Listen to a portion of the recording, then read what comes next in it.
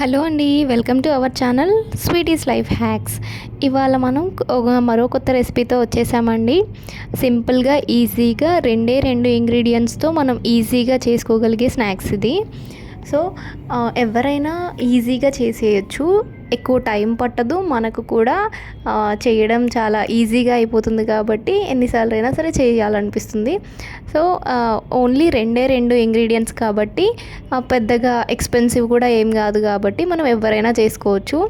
మీరు ఒకసారి ట్రై చేసి చూడండి. దీనికి ఓన్లీ బెల్లం, మరమరాలు ఇవి రెండే కావాలండి. మరమరాలు మీకు తెలుసు కదా, మరమరాలు అంటే మేము పేలాలు అంటాము, కొంతమంది మరమరాలు అంటారు.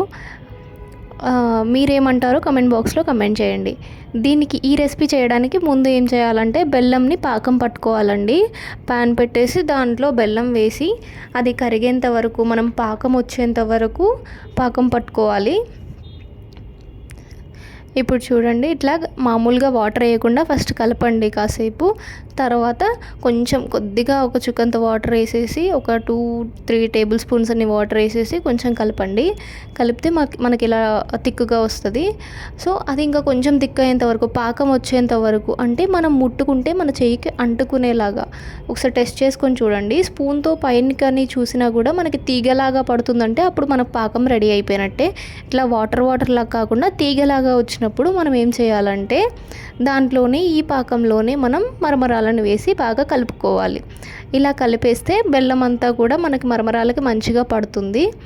సో ఇట్లా పట్టిన తర్వాత మనం కొంచెం లైట్గా వేడి తగ్గిన తర్వాత మనం దీన్ని రౌండ్ బాల్స్లా చేసుకొని మనం సర్వ్ చేసుకోవడమే. అంతే, ఎంతో టేస్టీగా ఉండే మరమరాల లడ్డు రెడీ అయిపోతుంది.